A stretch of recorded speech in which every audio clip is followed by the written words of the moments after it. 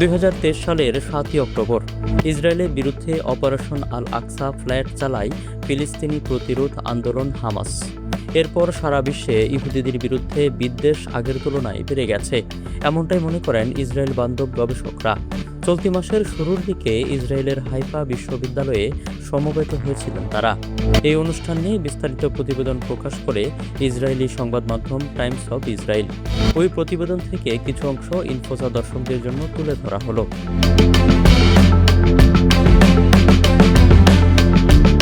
Haifa বিশ্ববিদ্যালয়ে সমবেত হওয়া ইসরায়েল বান্ধব গবেষকরা মনে করেন, 2023 সালের 7 অক্টোবরের পর থেকে বিশ্বজুড়ে বাড়ছে ইহুদি বিদ্বেষ।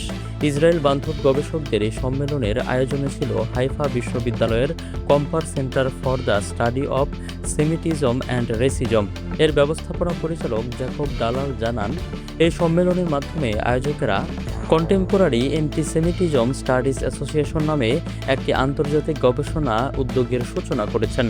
এর মূল উদ্দেশ্য সমসাময়িক ইহুদি বিদ্বেষ নিয়ে গবেষকদের জন্য পেশাদারী নেটওয়ার্ক তৈরি করা। বিশ্বব্যাপী ইহুদি বিদ্বেষের মাত্রা বেড়ে যাওয়ার কারণ ব্যাখ্যা করতে গিয়ে গবেষকরা নিজেদের দৃষ্টিভঙ্গি তুলে ধরেছেন। এর মধ্যে রয়েছে হর্সশু থিওরি বা অশ্বক্ষুরাকৃতি তথ্য। এই থিওরি অনুযায়ী উগ্র বামপন্থী ও উগ্র ডানপন্থী চিন্তাগুলো দুই সরলরেখার দুই প্রান্তে না থেকে ঘোড়ার ঘোরের মতো বাঁকা হয়ে কাছাকাছি চলে আসে। এ কারণে সারা বিশ্বে মুসলমানদের প্রভাব বেড়ে যাওয়ার আশঙ্কা করেছেন তারা। ইসরায়েলেরা একই জায়গায় স্থবির হয়ে আছেন বলেও সংশয় প্রকাশ করেছেন কয়েকজন গবেষক। বার ইলান বিশ্ববিদ্যালয়ের রাষ্ট্রবিজ্ঞানী এবং পর্যবেক্ষক সংস্থা এনজিও মনিটরের প্রতিষ্ঠাতা জেরাল্ড স্টেইনবার্গ মনে করেন, ইহুদি বিদ্বেষ ছড়ানোর জন্য সারা বিশ্বে বিপুল অর্থ খরচ করছে বিভিন্ন ইসরায়েল বিরোধী প্রতিষ্ঠান। ব্যক্তিগত উদ্যোগে ইহুদি বিদ্বেষ ছড়ানোর ঘটনা তুলনামূলকভাবে কম বলে দাবি করেছেন স্টেইনবার্গ। তিনি বলেন, 7 অক্টোবরের পর ইহুদিদের বিরুদ্ধে যে ধরনের তৎপরতা দেখা গেছে তা আকস্মিক বা স্বতঃস্ফূর্ত ছিল না।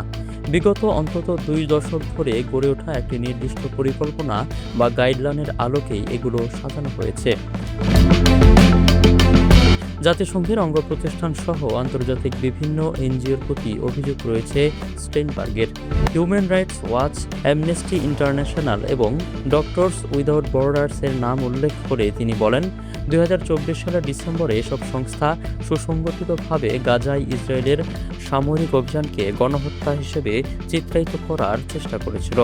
মাত্র 2.5 সপ্তাহের মধ্যে বিশাল এই 3টি সংস্থা বড় বড় প্রতিবেদন প্রকাশ করে মিডিয়ায় জোর প্রচারণা চালিয়ে দাবি করে গাজায় গণহত্যা চালাচ্ছে ইসরায়েল। প্রচুর ফুটনোট ও তথ্যে ভরা এই প্রতিবেদনগুলোকে দেখতে বেশ বিস্তারিত এবং বৈজ্ঞানিক মনে হলো এগুলো আসলে বিভ্রান্তিকর ও মিথ্যা। এই সংস্থাগুলো ইসরায়েলের উপর তাদের সমালোচনাকে ইহুদি বিদ্বেষ হিসেবে মেনে নিতে অস্বীকৃতি জানিয়েছে। জেরাল্ড স্টেইনবার্গ মনে করেন, ইসরায়েল বিরোধী নেটওয়ার্কগুলোর অর্থ আসে কাতার সহ বেশ কিছু মুসলিম দেশ থেকে। তবে অর্থগুলো কখন কিভাবে আসে সেগুলো চিহ্নিত করা কঠিন বলে মন্তব্য করেছেন তিনি। এছাড়া যুক্তরাষ্ট্রে ফোর্ড ফাউন্ডেশন, জর্জ সোরসের ওপেন সোসাইটি ফাউন্ডেশনস এবং রকফেলার ব্রাদার্স ফান্ডের সংস্থাগুলো পাশ্চাত্য বিরোধী রাজনৈতিক আন্দোলনগুলোর প্রধান অর্থদাতা।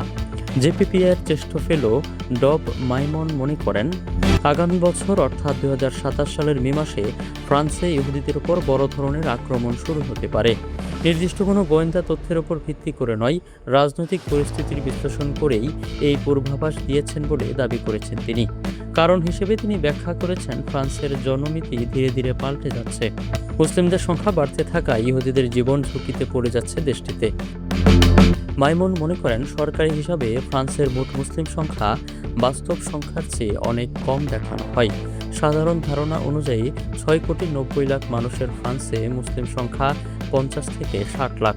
কিন্তু নবজাতকদের নাম, হালাল খাবারের বিক্রি এবং ধর্মীয় অনুশীলনের জরিপ বিশ্লেষণ করে মাইমন জানান, প্রকৃত সংখ্যাটি প্রায় 90 লাখ থেকে 1,20,00,000 কাছাকাছি এবং তা দ্রুত বাড়ছে।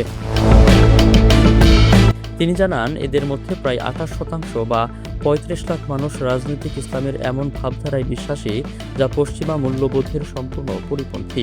তরুণদের মধ্যে এই প্রবণতা আরও বেশি। মাইমুন মনে করেন, পরবর্তী প্রেসিডেন্ট নির্বাচনকে কেন্দ্র করে দেশের রাজনৈতিক উত্তেজনা চরম আকার ধারণ করবে। রান অফ নির্বাচনে মেরিন ল পেনের নেতৃত্বাধীন অতি ডানপন্থীরা জয়ী হলে ইসলামপন্থীরা রাস্তায় নেমে আসবে বলে পূর্বাভাস দিয়েছেন তিনি। বিতর্কিত বই ফেমিনিস্ট অ্যান্টিসেমিটিজম অ্যান্ড ইন্টেলেকচুয়াল হিস্ট্রির লেখিকা কারা জেসেলার মনে করেন, ইদানিং নারীবাদীদের মাঝেও দেখা দিচ্ছে ইহুদি বিদ্বেষ। কারণ ইহুদিরা এখন যেভাবে ভাবছে সেটা নারীদের অধিকার আদায়ের আন্দোলনকে বহু বছর পিছিয়ে দিচ্ছে। জেসেলা দাবি করেন, ইহুদিরা সুবিধাভোগী পুরুষতান্ত্রিক ব্যবস্থার অংশ বলেই মনে করছেন মার্কিন নারীবাদীরা। 2023 সালে যৌন সহিংসতার পর এই ধারণা আরও তীব্র হয়ে উঠেছে। 7 অক্টোবর অপারেশন আল আকসা ফ্লাইডের পর ইসরায়েলি সেনাদের বিরুদ্ধে ফিলিস্তিনি বন্দী ও বেসামরিক নাগরিকদের উপর যৌন সহিংসতার একাধিক গুরুতর অভিযোগ উঠেছে। বিভিন্ন আন্তর্জাতিক সংস্থা, জাতিসংঘ এবং মানবাধিকার সংগঠনের প্রতিবেদনে এসব অভিযোগ উঠে আসে।